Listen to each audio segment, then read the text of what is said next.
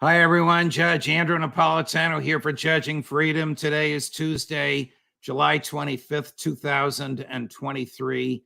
Colonel Douglas Macgregor joins us in a moment. Has Ukraine already lost the war? But first, this. Hi, everyone. Judge Andrew Napolitano here for Lear Capital. You know that I believe that government is best which governs least, and that government is worst which interferes the most. There's no better example of this than government printing money. It decreases the value of everything you own, and it raises the prices on everything you buy. And I believe that one of the best protections against this kind of governmental interference is physical, unprintable gold. Your savings and your retirement should be filled with gold. Gold has a long history of protecting wealth against economic uncertainties and government interference. Learn more by calling Lear Capital. You know that I am a paid spokesperson for Lear Capital. I have partnered with Lear because I trust them and believe them, and I buy my gold with Lear. Why? They have over 25 years of experience and thousands of five-star reviews and a 24-hour risk-free purchase guarantee. Give them a call today, 800-511-4620. 800-511-4620. The information is free. There's no obligation to purchase. When you call, ask how you can qualify for $15,000 in bonus gold. It's time to consider gold. It's time to consider Lear. 800-511-4620 or learjudgenap.com. Colonel Macgregor, always a pleasure, my friend. Missed you while I was away, as did so many of our fans and regular viewers. Thanks very much for joining us. Sure. Has Ukraine already lost the war? Oh, absolutely. There's no question about that. It lost it some time ago. What we're hearing now is the quiet whispers in the corridors of Brussels saying, this is a dead end. How do we get out? Where's our off-ramp? I think the Europeans are very, very concerned about that. I think there's some concern in the White House, but they haven't figured it out yet. So until they have some kind of off-ramp that they think can conceal their folly, having dragged Ukraine into this, as well as Europe, they're going to continue to tell us that things are rosy and getting better and more equipment's on the way. Talking about folly, here's President Biden in Helsinki the day after the conclusion of the NATO meeting in Vilnius, Lithuania, 2 weeks ago. The issue of whether or not this is going to keep Putin from continuing to fight, the answer is Putin's already lost the war. Putin has a real problem. How does he move from here? What does he do? And so the idea that there's going to be what vehicle is used, he could end the war tomorrow. He could just say, I'm out. But what agreement is ultimately reached depends upon Putin and what he decides to do. But there is no possibility of him winning the war in Ukraine. He's already lost that war.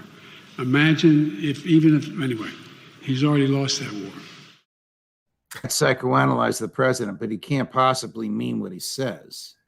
Well, he contradicted himself. He then followed up by saying, this war can end immediately. It's up to Putin. Right. And what sort of agreement he's willing to sign is effectively what he said. Well, he's right. It is up to Putin because Putin is sitting in the driver's seat. He's got the strategic initiative, not us. We're playing catch up at this point, and we're trying to limit the damage to ourselves that we've done. You mentioned whispers in Brussels. Do you think the same whispers were there in Vilnius, or was this NATO gathering to which President Zelensky was invited and at which he behaved like a petulant child just for show? Well, I don't think it was just for show. I think there were a couple of things that we need to take away from Vilnius. Remember that our friend Zelensky was promised the world back at the end of March, beginning of April last year, when Boris Johnson flew in, because his negotiating team had let it slip that Ukraine could accept neutrality. Boris Johnson showed up almost immediately to say, absolutely, it's off the table, don't even consider it. I've spoken to President Biden. He's absolutely of the same mind. We must fight this to the bitter end. You will have NATO on your side and all the scientific, industrial, military might of the United States and NATO. You're going to win.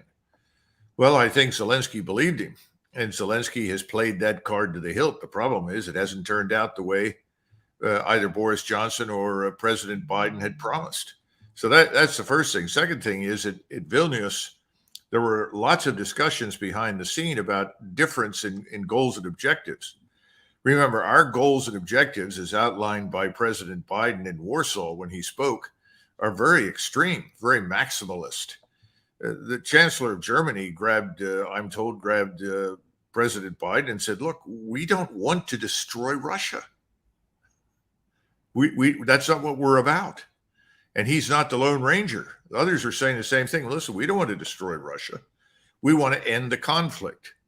Well, we're still in the business of trying to destroy Russia. That's the problem. And that's going to promote the fragmentation and, I think, disintegration of NATO. Is it realistic for NATO to have articulated the view that when the war is over, Ukraine will be a candidate for membership? I mean, who knows if Ukraine will exist as a nation when the war is over? Well, I think that's right. And right now we have no idea what will emerge from this. And as we said before, yes, Mr. Putin now has to make some decisions. But his decision involves, do I march all the way to the river?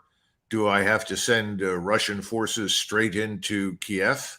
Is that going to be enough? If that's not enough, then do I have to mobilize another 250,000 troops and move further west? This is the question for the Russians. The Russians have moved cautiously, deliberately, and incrementally. There's a reason for that. Mr. Putin doesn't want a war with the United States or NATO if he can avoid it, or both. And so he's moving very carefully and deliberately. He's now in the position to say, look, the Ukrainian army is melting away. It's falling apart. For the first time, large numbers of Ukrainian troops and units are actually coming over to the Russians saying, we've had it. We can't do it anymore. What the Russians are trying to do now is goad the Ukrainians into committing their last reserves. That's about 10 brigades, maybe 30, 35,000 troops.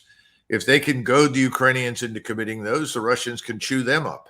Once they're gone, there's nothing. And the Russians know that. So I think that's where they are at the moment. So this offensive, which is moving north and to the west, up in the northernmost region near Kharkov, that's part of it. But you now have Russian forces all up and down the line, gradually, deliberately moving forward, inviting the Ukrainians to attack. Surely what you have just told us is known to the CIA and to the American military and to Jake Sullivan. I don't know if the president understands it, but still they persist with their nonsense. Here's Sullivan about a week ago that Ukraine can win this war and the United States can help them do it, and we don't have to put boots on the ground. I can't speak to what's in the mind of President Putin. All I can say is that the basic U.S. position in this comes down to a single clear point, which is we are going to support Ukraine without having U.S. boots on the ground and American soldiers fighting Russian soldiers, and that will remain consistent throughout the course of this conflict. If he knows what you just told us, and he must know it if he receives CIA briefings, unless the CIA is lying to him, I don't know how he can make a statement like the statement he just made. Biden's another story. I don't know how he processes facts, but as far as I know, Sullivan is not mentally impaired. Well, no, presumably not, but he's not going to tell the truth at this stage. No one is going to step up and say, this whole thing is falling apart. It doesn't make any difference what we send. Remember, from the very beginning, we were always trying to build Ukrainian military power on the fly. You can't do that. You can't just import sets of equipment from overseas, tell your soldiers to fall in on the equipment, and then after a little bit of training, send them into action. I mean, this is the problem with the way we think about warfare today. Warfare is very complex. It takes a lot of time and technical expertise in order to employ the weapon systems effectively. So it was never a good idea to begin with, but he can't admit that at this stage.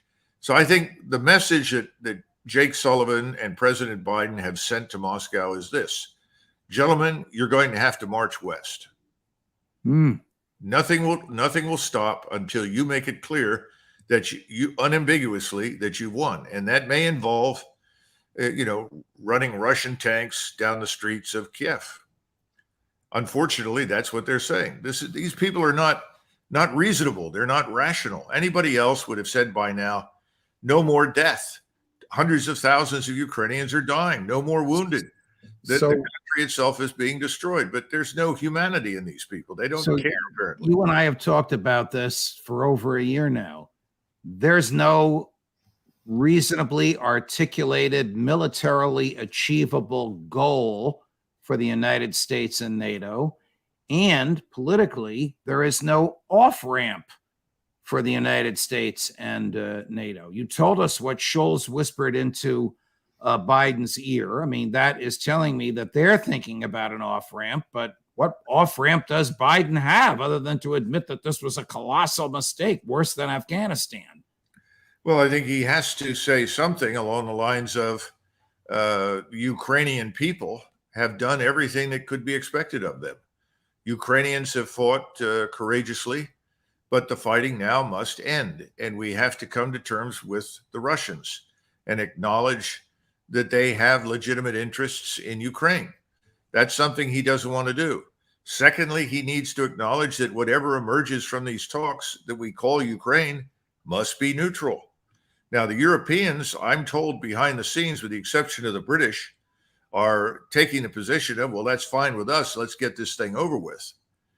But the rest of the bunch in London and Washington and New York City don't want to admit that. They don't want to say, fine, we'll accept neutrality. Here's Secretary of Defense Austin. Sounds like he didn't expect the question on whether or not Ukraine truly will join NATO. So you have no doubt that after the war, Ukraine will become a member of NATO? I have no doubt that will happen. And we heard just about heard all of the countries in the room say as much. And I think that was reassuring to President Zelensky. Just the party line. It can't be realistic. No, I don't think he is. And again, what we don't appreciate is the very severe divisions in NATO behind the scenes. It's not Tell just us about them. It's not just Hungary and Bulgaria. You have various European statesmen now behind the scenes that are saying, look, we're going to have to accept something less than we went after. I think the French are saying that behind the scenes. The Germans certainly are. I don't know how the Swedes and Finns feel at this point, since both of them have been historically neutral, and they were willing to give that up to join this alliance when this alliance cannot prevail in this conflict. And it's very obvious that they cannot. Remember, none of these countries have the wherewithal. They don't have the ready combat formations. They don't have the stockpiles of ammunition, missiles, rockets, artillery rounds. Those don't exist. We don't have integrated air and missile defense forces all the way from Finland down to the Adriatic in northern Italy. If you don't have those things, you cannot go to war unless you're prepared to accept enormous damage. And I think the Europeans are coming around to understand that if they continue to stonewall, if we continue to stonewall an agreement, they risk all-out war with Russia, which is something they are not prepared for. How is it that Ukraine and all of its Western partners have run out of artillery shells? Well, because nobody expected to fight. Listen, the NATO command structure is a job for generals program. We have all sorts of headquarters all over Europe filled with officers and have lots and lots of generals. We've got 4 stars from the various NATO countries as well as our own. It's a wonderful opportunity to go to a nice place, live in a big headquarters, participate in virtual exercises, occasionally go make a visit to some show unit, a group of paratroopers that fall out of the sky and land with other paratroopers who embrace each other as comrades. Of course, none of that stuff is going to have any impact at all in a war. It won't survive. It'll be cut to pieces. These are anachronisms. Doesn't matter. That's what NATO has become. It's a facade. Putin knows that. Here's Admiral Kirby with my friend and former colleague, Martha McCallum on Fox News, acknowledging, you'll hear it at the very end, why we sent cluster munitions to Ukraine. What they really need are the 4As: artillery, ammunition, air defense, and armor, tanks. And on all four of those, we have provided an extraordinary amount of support at, quite frankly, unprecedented speed. Those are the four capabilities they need most. And if you look at the packages, we just announced one yesterday, and there's going to be one here in coming days, you'll see that we are really trying to get them those kinds of capabilities. Now, look, the F-16s will get there probably towards the end of the year, but it's not our assessment that the F-16s alone would be enough to turn the tide here. What they really need more than anything of all those 4As is artillery. And that's why the president made a difficult decision to provide cluster munitions as a bridging solution as we build up our production capacity of normal, conventional artillery rounds. That's what they're firing thousands of them a day. It's really a gunfight. Stated differently, we don't have the artillery shells to send them, and so we sent cluster bombs. Right. Well, he's at least for once, he's being honest. He's telling you the truth. We purchased a huge quantity of 155 millimeter ammunition from the Koreans. I'm talking about the Republic of Korea. We paid a very, very high price, I'm told. I don't know what the exact sum was, but it was certainly a lot more than the ammunition was worth. We've run out of options, frankly, and our industry has no surge capacity. In other words, we're not in a position to say, well, we produce 100 of X every month, but we want to surge now to 500 or 5,000 a month. We don't have that capacity. We can't do it. So you're talking about things that might make a difference that won't arrive for months. And frankly, by the time the F-16s show up, all the airfields and airstrips in Ukraine are probably going to be in Russian hands the way we're headed. Here's General Milley. I think you'll agree with him on the F-16s are not going to get there, if at all, for a long time. Do a quick math drill here. 10 F-16s are $2 billion. So the Russians have hundreds of fourth and fifth generation airframes. So if they're going to try to match the Russians 1-for-1 or even 2-to-1, you're talking about a large number of aircraft. That's going to take years to train the pilots, years to do the maintenance and sustainment, years to generate that degree of financial support to do that. You're talking way more billions of dollars than has already been generated. How much longer can the war possibly last? The F-16s will never, by the time they get there, there'll be no Ukraine government to receive them. Well, I think that's the real risk at this point. How long will it take once the decision is made by the Russian side to break out of all of these defensive positions and move all the way to the Dnieper River? I don't think it's going to take very long. Again, what the Russians do is that they carefully move forward their integrated air defenses. Then they move forward their strike systems. Once they have achieved another bubble of protection with those systems, then they'll move forward the maneuver troops. And again, this will happen over and over and over again. I would say if they wanted to, within a week, they could certainly be on the outskirts of Kiev, especially since you have a Ukrainian force now that's, as we said, rapidly melting away. And there's no more faith or confidence in Ukrainian forces. We're told that Ukrainian commanders are arguing with each other over whether they fight or they retreat. And they're openly telling each other, look, this is it. We don't have any more. We've got to fall back. And then people hang up the phone in disgust or anger because they know that's true, but they feel like they should stay and fight. This is the wrong kind of situation to be in an army. Let me tell you, this thing is falling apart, and a lot of people are going to be killed unless we can come to the negotiating table, because you take most of your casualties during retreats and withdrawals. Do Ukrainian commanders shoot Ukrainian deserters? Well, I know that there has been talk of that, and we have a couple of videos that were posted on Telegram that show us that going on. In one case, after talking to a group of Ukrainian soldiers inside a bunker, they just said, "We've had it. We're worn out. If we attack, we're just going to be killed." And so he comes out and rolls a grenade into the bunker and kills everybody. At some point, that can't work, because you're talking about large numbers of people, and they'll turn their weapons on you. I don't think that's a viable solution. On the Russian side, it appears that Defense Minister Shoigu has fired a substantial number of well-regarded, well-experienced Russian generals. What is that all about? Well, that's what everybody would like to know, and I don't have an answer. I think some of them are well regarded and actually had the affection and support of their troops. Whether they're being removed because they were too outspoken in their criticism of what the high command was doing, I don't know. That could well be the case. During World War II, the biggest problem that we had with George Patton wasn't what his army did as much as it was what he had to say publicly, because he was extremely critical. And when he was killed at the end of the war, General Eisenhower and a lot of other people were relieved that he was gone, because the last thing they wanted him to do was to go public and tell the truth about all the things that were wrong in the way we conducted the war. So maybe there's some of that. But again, we don't know. We just don't know. And we don't know how deep the bench is. The problem that they had in the Confederacy during the Civil War was they didn't have a deep bench. You couldn't replace people like Jackson or Longstreet or Lee or any of these individuals. The Union Army was in a better position. They had a deeper bench.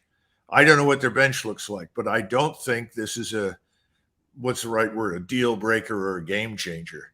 They've got plenty of general officers. They'll replace them, and it doesn't appear to have had any impact whatsoever on the ability of the Russian forces to advance, because they're advancing.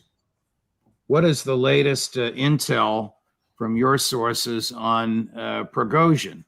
Was it a stunt? Was it real? Well, again, the real part is as follows. Number one, don't dismantle Wagner. In other words, we want to keep this around. Please don't put us out of business, because Shoigu and Gerasimov both wanted to dismantle it. So they came to a resolution, and the resolution was those that want to stay part of Wagner can do so. Those who are willing to join the regular army, they're free to do so. And so we're down to 8,000 members of Wagner that are now repositioned in Belarusia, and the rest have been integrated or assimilated into the Russian armed forces. And the second part of it was, look, President Putin, we love you. We don't hate you. We're not trying to remove you, but we really, really, really would like you to take the gloves off and hammer the living daylights out of these Ukrainians to get the war over. Now, in his defense, we've seen the gloves come off. We saw them come off quite recently with this new offensive that is breaking through up in northeastern Ukraine in the direction of Kupiansk, and then they're turning also north towards Kharkov. So that offensive is underway, and that is undoubtedly gratifying to many in the senior ranks as well as the Russian population. But you saw these strikes on the very outer edges of Ukraine against the naval facilities or dock facilities right on the river that borders Romania and Ukraine. Now, there were a couple of reasons that happened. Part of it is bound up with the collapse of this grain deal and the attacks that were launched on grain storage and fuel storage in Odessa. They had to stop the arrival of ships coming in that were supposedly empty, but were carrying weapons and ammunition for the Ukrainians. So that had to end. But this strike up along the river is much more important because it's right on the border with Romania. And these are accurate strikes from drones and missiles. And the message there is a very important one that NATO can't miss. And that is, if you decide to intervene in the last hours of the survival of this Ukrainian regime, and you cross the Polish border, the Romanian border, or you cross into Moldova with the objective of crossing then into Ukraine, as soon as you step foot on Ukrainian soil, you are going to be annihilated. How anxious are the Poles to enter this war with troops on the ground? I mean, can this happen by accident? No, absolutely not. I mean, if there's one thing that would not be accidental, it's an intervention by the Poles and Lithuanians. I think what they're still trying to do is drum up support from us. My great concern is not that we'll say, well, we'll go in with you. We'll say, well, if you go in there, we'll support you as much as we can. And if you're attacked, well, then we'll come to your aid. I mean, that's my concern, that a dumb remark like that would then unleash 5,000, 6,000, 7,000 Polish and Lithuanian troops to move into it. Remember that President Putin specifically cited Lvov, or Lviv, as the Ukrainians call it, that's in Western Ukraine, and said, we all know that the Poles have their eyes on this. We're not stupid. We know. But if you do it and you go in there, you will never leave. You will remain forever in Ukraine. In other words, you're going to be buried there by the Russian armed forces. I hope people are taking it seriously. Those are not idle threats. Those are deadly serious statements. So I hope the opposite is true. I hope that Jake Sullivan is on the phone on behalf of President Biden to the president of Poland and saying, look, Duda, we love you. You've done all you can, but don't march into Ukraine because NATO as an alliance is not prepared for war. Colonel Macgregor, always a pleasure, my dear friend. Thank you so much for joining us. Sure. Good to see you, Judge. Thank you you. look terribly healthy and happy. You're very kind. Trying to be both. Right. More as we get it. Scott Ritter later this week. Matt Van Dyke from who knows where. Judge Napolitano for Judging Freedom.